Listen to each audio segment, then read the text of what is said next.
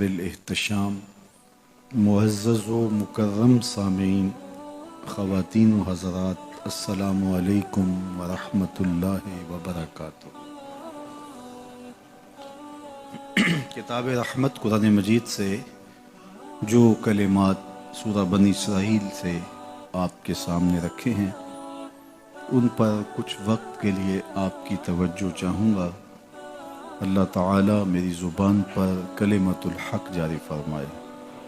इरशाद किया, वक़दा रब्बुका अल्ला ताबुदू इल्ला इय्याहु, तेरे रब ने ये फैसला कर दिया है कि उसके अलावा किसी और की परस्तश नहीं होगी, किसी और की पूजा नहीं होगी। इबादतों का मुस्तहिक वही है, सजदा रेजियाँ उसी के हुजूर पेश की जाएंगी, बंदगी का सर उसी की चौखट पर रखा जाएगा। किसी और को चाहे वो कितना ही मोतबर और मुअज़्ज़ज़ क्यों ना हो, ये हक नहीं पहुँचता कि उसे सजदा किया जाए। सजदा सिर्फ अल्लाह ही के लिए है और वही सजदों और इबादतों का मुस्तहिक है। अल्लाह के महबूब अलैहिस्सलाम की खिदमत में एक सहाबी हाजिर हुआ और अर्ज़ की कि मेरा ऊँट दीवाना हो गया। जब ऊँट दीवाना हो जाए तो बड़ा ख़तरनाक हो जाता है और सख्त नुकसान पहुँच जाता है। तो ऊँट दीवाना हो गया तो वो हुजूर के पास दौड़ा हुआ आया।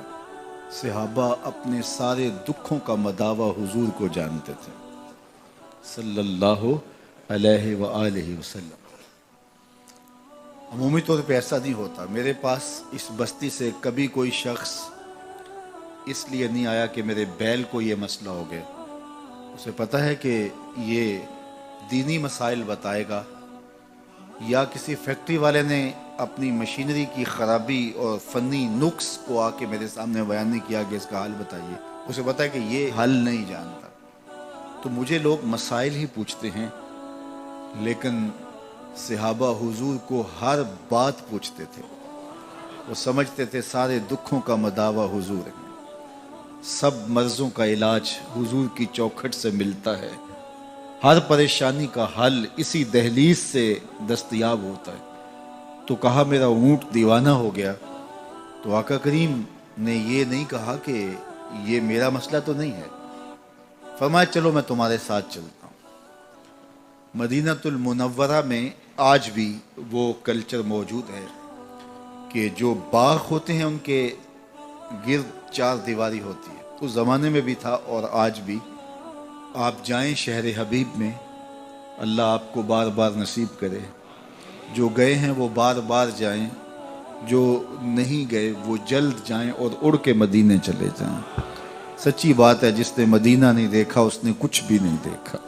जिन्हों वेख के अखियां ठर दियां ने, जिन्हों वेख के अखियां ठर दियां ने, जिन्हों वेख के ठरदा सीना है, रब्बा तेरी सारी खुदाई विचों बस इको शहर मदीना है। तो जो गए हैं उन्होंने देखा है, जो नहीं गए वो जल्द जाएं और वो अपनी आंखों से देखें कि आज भी वहाँ जो बागात हैं उनके गिर्द चार दीवारियाँ हैं। तो उस ज़माने में भी ऐसा था। तो फाटक बंद करके ऊँट को वहाँ बंद करके तो वो हुजूर के पास इसका हल पूछने आए थे। तो मेरे आका करीम अलैहिस्सलाम ने फरमाया चलो मैं चलता हूँ। जब गए दरवाज़ा खोला तो हुजूर अंदर तशरीफ़ ले गए। तो वो ऊँट दूसरे कोने में था, दौड़ता हुआ हुजूर की जानिब आने लगा। सहाबा फरमाते हम डर गए कि ऊँट है और फिर है भी दीवाना, तो कहीं हुजूर को गज़न न पहुंचाते। लेकिन वो जब करीब आया तो उसने अपनी पेशानी हुजूर के कदमों में रख दी। वो सजदा रेज हो गया। तो उसने हुजूर से कुछ बात की तो आका करीम ने उसके मालिक से कहा कि ये शिकायत करता है कि चारा कम देते हैं, बोझ ज़्यादा डालते हैं। अब इसमें बहुत सारे पहलू हैं बयान करने के, लेकिन जो मैं अपने मज़मून की तरफ आपको लाना चाहता हूँ वो ये है कि हुजूर अलैहिस्सलाम के सामने जब वो ऊँट सजदा रेज हुआ تو صحابہ نے حضور کی خدمت میں عرض کی نحنو احق ان نسجد للنبی صلی اللہ علیہ وسلم، حضور ہمارا جی چاہتا ہے کہ ہم آپ کے سامنے سجدہ ریز ہوں، ہمارا زیادہ حق ہے۔ ایک اونٹ ہو کے، بے زبان ہو کے وہ بھی سجدے کر رہا ہے تو ہم تو پھر آپ کے غلام ہیں۔ اعلیٰ حضرت بولے سامنے وہ جلوائے نو بہار، سامنے وہ جلوائے نو بہار، سجدے کو ہے دل بے قرار، سجدے کو ہے دل بے قرار، روکیے سر کو روکیے، ہاں یہی تو امتحان ہے۔ تو بے قراری تو پیدا ہوئی، اللہ اکبر۔ تو کہا کہ حضور جی چاہتا ہے کہ ہم آپ کو سجدہ کریں، تو آقا کریم نے کیا جواب دیا؟ فرمایا اگر میری شریعت میں سجدہ روا ہوتا، جائز ہوتا، تو میں بیوی کو حکم دیتا کہ وہ شوہر کو سجدہ کرے، لیکن اللہ کے علاوہ کسی اور کے لیے سجدہ جائز نہیں ہے۔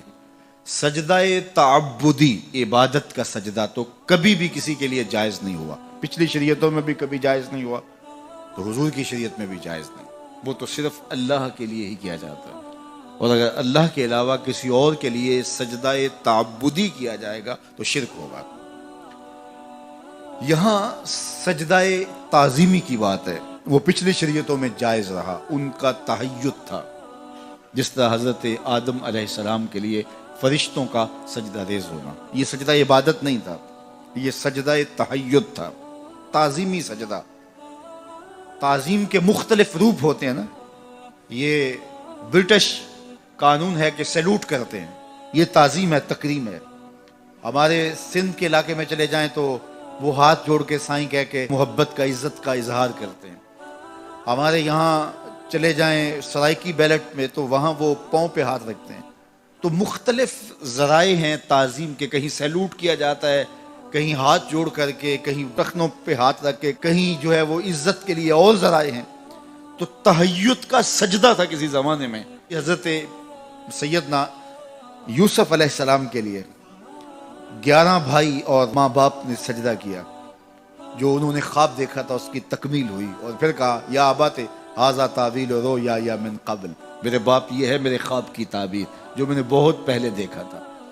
تو وہ تعظیمی سجدہ تھا، وہ تکریم تھی، وہ سیلوٹ تھا، اور مختلف زبانوں کے اندر ایسا ہوتا تھا۔ لیکن حضور کی شریعت میں تکریم کا یہ انداز ختم کر دیا گیا، اور کہا اگر تکریم، عزت، تحیّت سجدے کی صورت کے اندر جائز ہوتا میری شریعت میں تو میں بیوی کو حکم دیتا کہ وہ شوہر کو سجدہ ریزی کرے۔ تو یہ کسی کے لیے بھی جائز نہیں، حتیٰ کہ اللہ کے رسول کے لیے بھی جائز نہیں ہے۔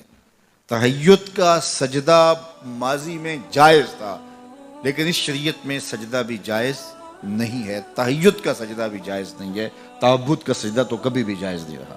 تو اللہ کے علاوہ کسی اور کے آگے سجدہ ریزی جائز نہیں ہے، یہ بات اچھی طرح سے ذہن نشین کر لیجئے گا کہ اللہ کے علاوہ کسی اور کے لیے اگر کوئی سجدہ تعبدی کرتا ہے عبادت کی نیت سے، کافر ہوگا، مشرک ہوگا، دائرہ اسلام سے خارج ہوگا۔ لیکن اگر کوئی تعظیماً کسی کے آگے سجدہ کرتا ہے تو ہمارے علماء نے لکھا ہے من وجہ شرک ہے، چونکہ حرام ہے، کفر نہیں ہے تو وہ کافر نہیں ہوگا، لیکن من وجہ شرک اس لیے ہے کہ کوئی تیسرا دیکھنے والا شخص یہ کہہ سکتا ہے کہ یہ سجدہ کر رہا ہے، وہ سجدہ تعبدی کر رہا ہے، تو من وجہ شرک ہے، من کل الوجوہ شرک نہیں ہے۔ لیکن جو عبادت کی نیت سے سجدہ کیا جائے وہ من کل الوجوہ شرک ہے، اور تعظیم کے لیے سجدہ حرام ہے، حرام ہے، حرام ہے، سخت حرام ہے، لیکن وہ من وجہ شرک ہے، من کل الوجوہ شرک نہیں ہے۔ چونکہ اگر من کل الوجوہ اس کو شرک قرار دے دے تو پھر حضرت یعقوب سے شرک کا کیسے ان کی طرف نسبت کی جا سکتی ہے، فرشتے کیسے شرک کر سکتے ہیں، یہ بات اچھی طرح سے ذہن نشین ہونی چاہیے۔ وَقَضَىٰ رَبُّكَ أَلَّا تَعْبُدُوا إِلَّا إِيَّاهُ، تمہارے رب نے یہ طے کر دیا ہے، یہ فیصلہ ہے کہ اس کے علاوہ کسی کے لیے سجدہ ریزیاں نہیں ہوں گی، عبادت کا استحقاق اسی کو ہے، وہی مسجود ہے، وہی معبود ہے، اور وہی بندوں کا مقصود ہے۔ ایک تو یہ بات طے ہے۔ دوسری بات اس آیت کریمہ میں جو بیان فرمائی گئی وہ یہ وَبِالْوَالِدَيْنِ إِحْسَانًا، والدین کے ساتھ حسن سلوک کرنا ہوگا۔ امام فخر الدین رازی علیہ رحمہ نے اسی آیت کریمہ پر گفتگو کی اور دوسری آیت کریمہ انشکر لی ولوالدیک اس پر کہ یہ کیا ارشاد فرمایا کہ اللہ کے علاوہ کسی اور کے لیے عبادت نہیں ہے، اللہ کے علاوہ اور کسی اور کو پوجو گے نہیں، اور متصل والدین کے ساتھ اس نے سلوک کی تلقین کی گئی۔ تو فرماتے ہیں متصل ماں باپ کے ساتھ اس نے سلوک کی تلقین اللہ کی عبادت کا ذکر کرنے کے بعد کیوں ہے؟ تو فرمایا کہ انسان کے وجود کا سبب حقیقی ذات باری تعالی ہے، اور انسان کے وجود کا سبب مجازی والدین ہے۔ اس لیے سبب حقیقی کے حقوق کو بیان کرنے کے بعد متصل سبب مجازی کے حقوق کو بیان کیا اور کہا والدین کے ساتھ حسن سلوک کرو گے، بالخصوص جب والدین بوڑھے ہو جائیں تو ان کے ساتھ اس نے سلوک کی تلقین بہت زیادہ کی گئی، چونکہ والدین جب بوڑھے ہو جاتے ہیں اور اولاد معاملات کو سنبھالنے لگتی ہے تو ان کے اختیارات جب سمٹنے لگتے ہیں تو سعادت مند اولاد سب کچھ سنبھالنے کے باوجود بھی اور سارے معاملات اپنے ہاتھ میں لینے کے باوجود بھی والدین کو اس طرح حاکم بنائے رکھتے ہیں کہ کوئی بات ان کے پوچھے بغیر کرتے نہیں ہیں۔ لیکن جو اولادیں والدین کی حساسیت کو نہیں جانتی یا وہ ان کے حقوق کو نہیں پہچانتی تو وہ والدین کو اگنور کرنا شروع کر دیتی، اور والدین یوں سمجھتے ہیں کہ اب تو ہم عضو معطل ہو گئے، کسی کام کے نہیں رہے، ہماری اولاد ہم سے پوچھتی بھی نہیں، حالانکہ پوچھ لینے سے کوئی حرج نہیں تھا۔ ماں باپ ہی ایک ایسا وجود ہیں جو یہ چاہتے ہیں کہ میری اولاد میرے سے آگے نکلے اور اپنی اولاد کو اپنے سے آگے دیکھنا چاہتے ہیں۔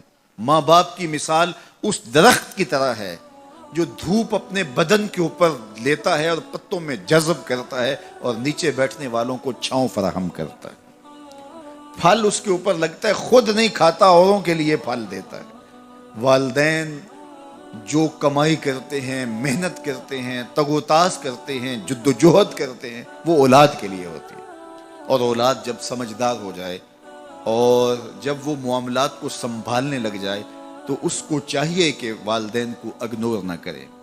اللہ کے محبوب کی خدمت میں ایک شخص حاضر ہوا اور اس نے کہا کہ حضور میرا بیٹا مجھے اپنی چیزوں کو ہاتھ نہیں لگانے دیتا۔ تو آقا کریم نے اسے بلایا، کہا کہ تمہارا باپ کیا کہہ رہا ہے؟ اس نے عرض کی حضور یہ چیزیں خراب کر دیتا ہے، بڑھاپا ہو گیا ہے تو چیزیں خراب کر دیتا ہے۔ تو حضور کی چشمان اقدس میں آنسو آ گئے، فرمایا ایک وقت تھا کہ اس کی چیزیں تو خراب کرتا تھا اور اس نے کبھی نہیں روکا تھا۔ تو حضور نے ایک تاریخ ساز جملہ ارشاد فرمایا، انتا و مالو کا لے ابی کا، تو بھی اور تیرا مال بھی تیرے باپ کا ہے، وہ جو چاہے کرے تو اس کو روک نہیں سکتا۔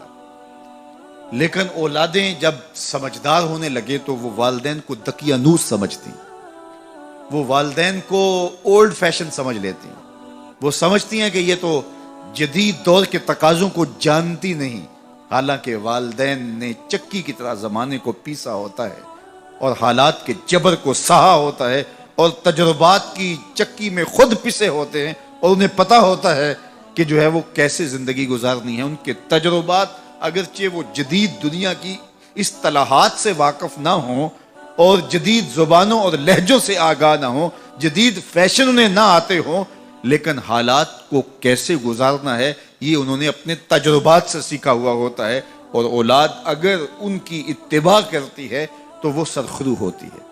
لیکن چونکہ گرم خون جب آتا ہے تو پھر وہ چاہتا یہ ہے کہ میں زیادہ سمجھدار ہوں، تو والدین کو وہ اگنور کرنے لگ جاتے ہیں، اور والدین جب اپنے اختیارات سمٹتے محسوس کرتے ہیں اور اولادوں کے اختیارات بڑھتے ہوئے محسوس کرتے ہیں تو ایک طرح سے وہ اندر سے ٹوٹنا شروع ہو جاتے ہیں، اور یہ ان کے لیے اذیت کا سامان ہے۔ تو اس لیے میرے رب نے انسانی نفسیات اور انسانی کمزوریوں کو مد نظر رکھتے ہوئے کتنی خوبصورت جو ہے وہ تاکید فرمائی، وَبِالْوَالِدَيْنِ إِحْسَانًا، ان کے ساتھ تم نے حسن سلوک کرنا ہے، تمہارے رویے خوبصورت ہوں، بلکہ فرمایا تم نے ان کے سامنے اف بھی نہیں کہنا۔ کلمہ تعفیف کیا ہے؟ اف بھی نہیں کہنا۔ تو کہتے ہیں کہ آپ کے ہاتھ پر، بدن پر، لباس پر، کسی جگہ پر کوئی گرد، کوئی ریزہ پڑا ہوا ہو تو آپ اس کو پھونک سے ایسے اڑاتے ہیں، پھونک مارتے ہیں، تو اس سے جو آواز پیدا ہوتی ہے اس کو اف کہتے ہیں۔ تو کہا کہ اس قدر بھی ان کے سامنے تم اپنے معاملے کو پیش نہ کرو، والدین کے سامنے یوں محبت کا اظہار کرو۔ کلمہ تعفیف کے زمرے میں علماء نے یہ بھی لکھا ہے کہ ہر وہ رویہ جو ماں باپ کے لیے اذیت کا سبب ہو، ہر وہ کام جو والدین کے لیے اذیت کا سبب ہو، اس کو نہ کیا جائے۔ حضرت امام حسن رضی اللہ تعالی عنہ حضرت سیدہ فاطمہ الزہرا رضی اللہ تعالی عنہ کے ساتھ کھانا نہیں کھاتے تھے۔ ایک دن انہوں نے کہا، بیٹا میری آرزو ہے کہ تم میرے ساتھ کھانا کھاؤ، لیکن میں دیکھتی ہوں کہ تم میرے ساتھ کھانا نہیں لیتے ہو۔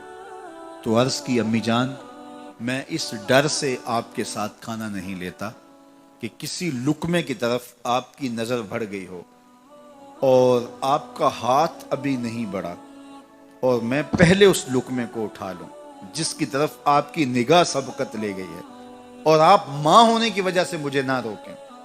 وہ ایک فلسفی کہتا ہے، مجھے ماں کی محبت کا صحیح اندازہ اس دن ہوا جب سیب 4 تھے اور ہم 5 تھے۔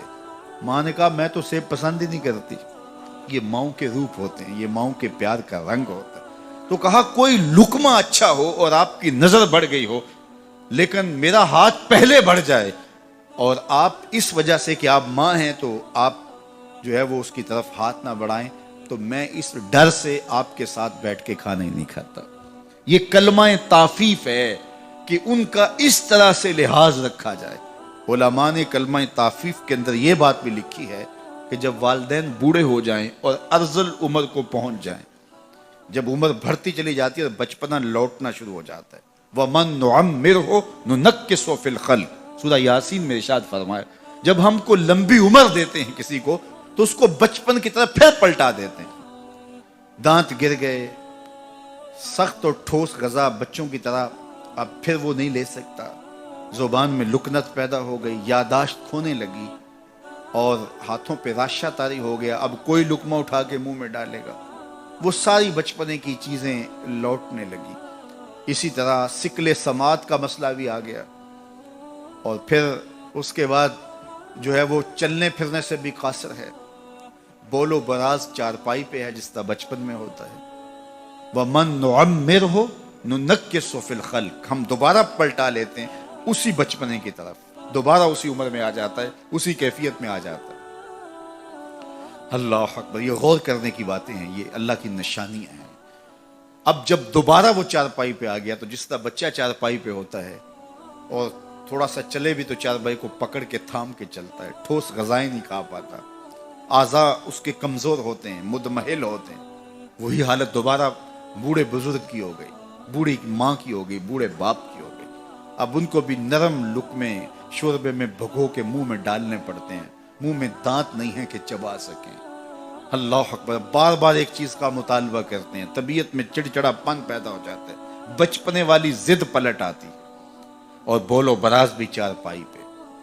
اب بوڑھے ماں باپ کے خدمت گزار بچے ان کو اٹھاتے ہیں اور ان کو دھوتے ہیں اور پھر وہاں چارپائی پہ ڈالتے ہیں، لیکن اس تعفن سے، اس بدبو سے جو بول و براز کی وجہ سے پیدا ہوئی، اپنی ناک پہ کپڑا رکھ لیتے ہیں۔ تو بوڑھے ماں باپ حساسیت کی وجہ سے یہ سوچتے ہیں کہ میری اولاد اب مجھ سے نفرت کر رہی ہے، تو اف کے زمرے میں علماء نے لکھا ہے کہ بدبو سہ لو، ناک پہ کپڑا نہ رکھو، چونکہ ان کو اس کی بھی تکلیف نہ ہو۔ جب چھوٹے بچے کو ماں دھوتی ہے تو اس وقت کپڑا ناک پہ نہیں رکھتی، بدبو آ رہی ہوتی ہے، لیکن یہ ماں کا پیار ہوتا ہے۔ بوڑھا ہو جائے تو ان کے ذہن میں یہ خیال آ سکتا ہے، تو تعفیف کے زمرے میں لکھا گیا کہ ناک پہ کپڑا بھی نہ رکھے، بدبو سہ لے، تکلیف گوارا کر لے، لیکن ان کو اس کا احساس بھی نہ ہو۔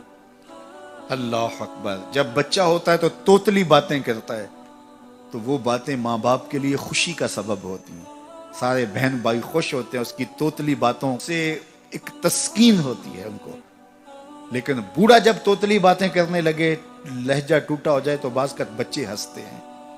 تو جس طرح توتلی باتوں کا لاڈ ماں باپ دیکھتے ہیں، बूढ़े के तोतले लहजे के भी लाड देखे जाए। ये कलमा ताफीफ के जुमरे में आता है।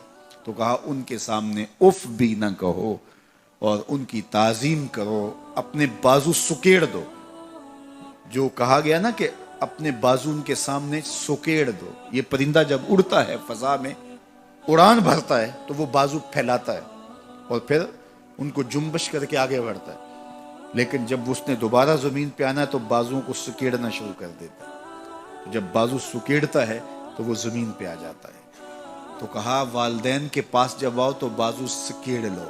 मतलब क्या? तुम मुफ्ती शहर हो, तुम अलामत उद्दार हो, तुम डीसी हो, तुम एसएसपी हो, तुम मिनिस्टर हो, तुम बहुत कामयाब बड़े बिजनेसमैन हो, तुम डॉक्टर हो, तुम इंजीनियर हो। जमाना तुम्हारी बातें सुनने के लिए तरसता है। दुनिया की दानिशगाहों में तुम्हारी गुफ्तगू मोतियों की तरह लोग झोलियों में डालते हैं। तुम्हें प्रोटोकॉल दिया जाता है, इज्जत होती है, तकरीम होती है, तुम्हारे नाम के नारे लगते हैं, फूल फेंके जाते हैं, तुम्हारे लिए रेड कालीन बिछाए जाते हैं। दुनिया तुम्हें तकरीम देती है, लेकिन उड़ो, इज्जत पाओ। लेकिन जब माँ की गोद में आओ फिर पर समेट लो। अब डॉक्टर बन के ना आना, अब बिजनेसमैन बन के ना आना, अब मुफ्ती शहर बन के ना आना, अब अलामतुद्दहर और फहामतुज़्ज़मा बन के ना आना, अब बेटा बन के माँ के कदमों में आके बैठ। तो यहां आओ तो बाजू सकेड़ के आओ और बाहर जाओ तो बाजू फैला लो। तो कहा इनके सामने अपनी बड़ाई जाहिर न करना, बल्कि इनके सामने तिफले मकतब बन जाना, तिफले शीरखार बन जाना, छोटे से बच्चे बन जाना, इनके लाड देखना, इनकी छोटी छोटी बातों पर जो है वो बातें करना। अल्लाह अकबर। ये ना सोचना मैं इतना बड़ा डॉक्टर हूँ और मैं इस उन्वान से कितने बड़े जो है वो ज़ख़ीम और इल्मी और नुक्ता रस दुरूस देता हूँ और इनके टूटे टूटे लहजों पे बात करता हूँ। यही तो हुस्न है, यही तो तुम्हारा जमाल है। इससे तुम्हारे वालिदैन को खुशी होती है। उनकी इज्जत करो, उनकी तकरीम बजा लाओ और उनकी ज़रूरियात का ख्याल रखो। वक़दा रब्बुका अल्ला ताबुदू इल्ला इय्याहु व बिल वालिदैन इहसाना। उनके साथ उसने सलूक करो। अल्लाह अकबर। हजरत इमाम गज़ाली ने लिखा है और लोगों ने भी लिखा कि जो शख्स अपने वालिदैन के लिए रोज़ाना मग़फ़रत की दुआ करे, वालिदैन जिंदा हों तब भी, फौत हो गए हों तब भी, इसमें कभी भी नागा न करे, रोज़ाना अपने वालिदैन के लिए मग़फ़रत की दुआ करे।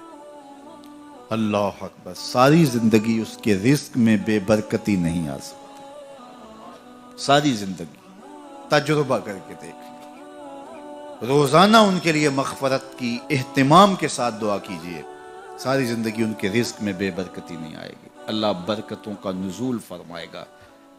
उलमा ने लिखा कि एक अमल ऐसा है जिसका सिला आखिरत में तो है ही है, दुनिया में भी ज़रूर मिलता है, और एक गुनाह ऐसा है जिसकी सज़ा आखिरत में तो है ही है, दुनिया में भी ज़रूर काटना पड़ती है।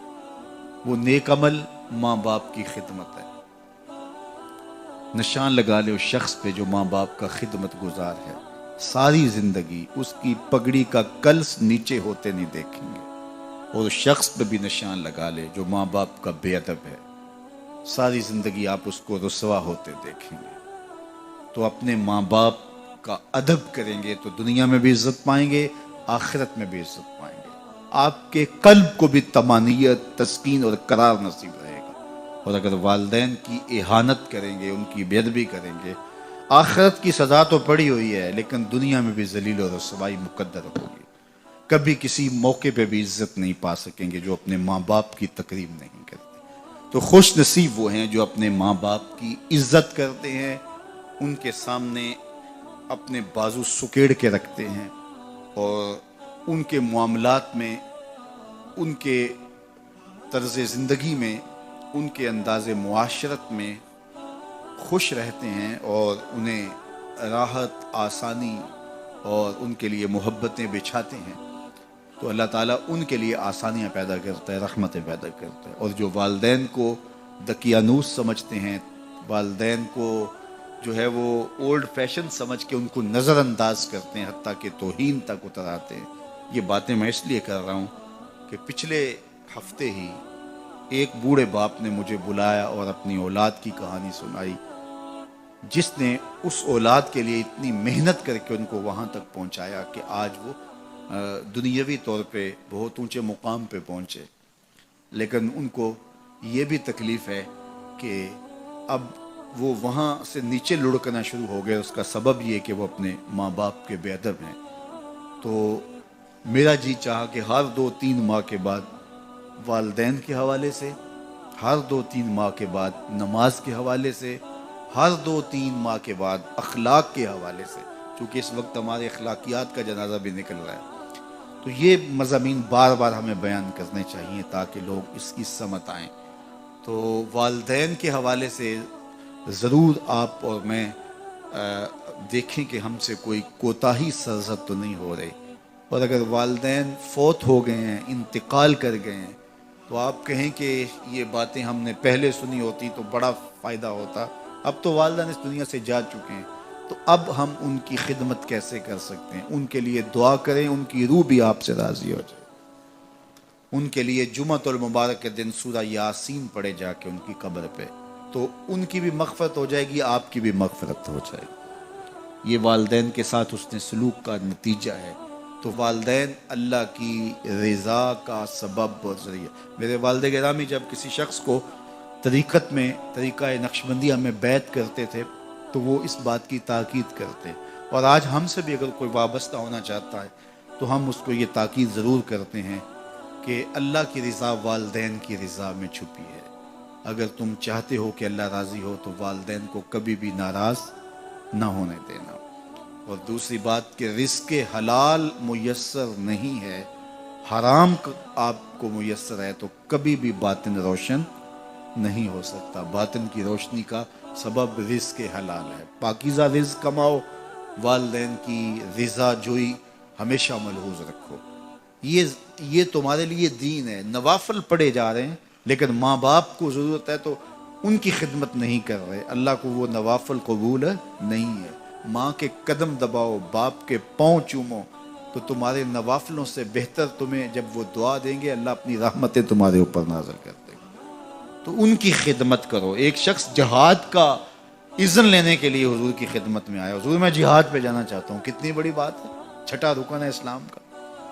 لیکن آقا کریم کیا بولتے ہیں؟ احی والدہ کا، کیا تیرے والدین زندہ ہیں؟ کالا نعم، کہا جی حضور زندہ ہیں۔ کالا ففیہ ما فجاہد، کہا جا ان کی خدمت کر، یہی تیرا جہاد ہے۔ ماں باپ بیمار پڑے اور بیٹا جہاد پہ گیا، اللہ کے رسول اس کی حوصلہ افزائی نہیں کی ہے۔